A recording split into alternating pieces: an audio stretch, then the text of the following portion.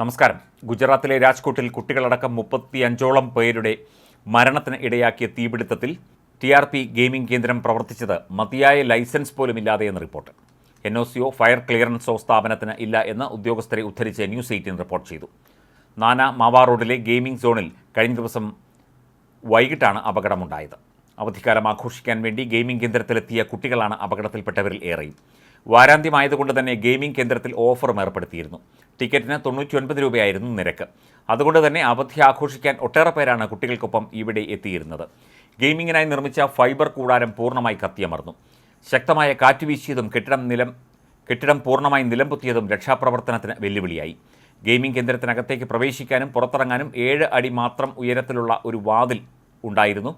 Generator പ്രവർത്തിപ്പിക്കാൻ ആവശ്യമായ 1500-2000 litre ഡീസലും go കാട്ടിനാവശ്യമായ 1000 മുതൽ 1500 ലിറ്ററോളം വരുന്ന പെട്രോളും കേന്ദ്രത്തിൽ സൂക്ഷിച്ചിരുന്നതായിട്ടാണ് റിപ്പോർട്ട്. ഇത് തീപിടുത്തത്തിൻ്റെ ആഘാതം വർദ്ധിപ്പിച്ചതായി റിപ്പോർട്ടിൽ പറയുന്നു. മതിയായ ലൈസൻസ് ഇല്ലാതെ ഇത്രയും വലിയൊരു ഗെയിമിംഗ് കേന്ദ്രം എങ്ങനെ പ്രവർത്തിച്ചു എന്നതിനെക്കുറിച്ചുള്ള അന്വേഷണം ആരംഭിച്ചതായി രാജ്കോട്ട് മേയർ നൈന പെഥാത്തിയ പറഞ്ഞു.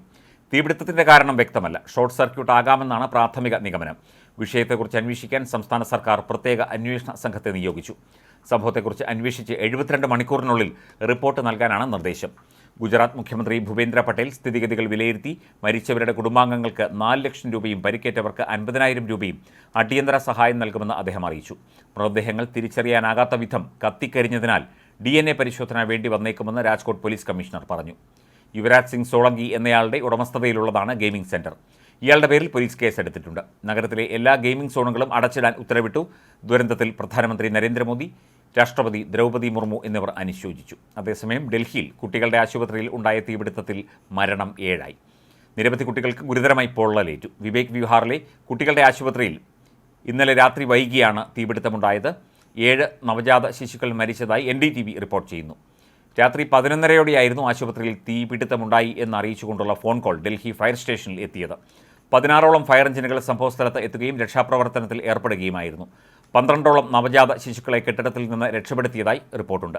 അതേസമയം തീപിടുത്തത്തിന് കാരണം എന്താണ് എന്നത് സംബന്ധിച്ച് ഇവിടെയും വ്യക്തമല്ല. ആശുപത്രിയിൽ സൂക്ഷിച്ചിരുന്ന നിരവധി ഓക്സിജൻ സിലിണ്ടറുകളും തീപിടുത്തത്തിൽ കത്തി നശിച്ചു.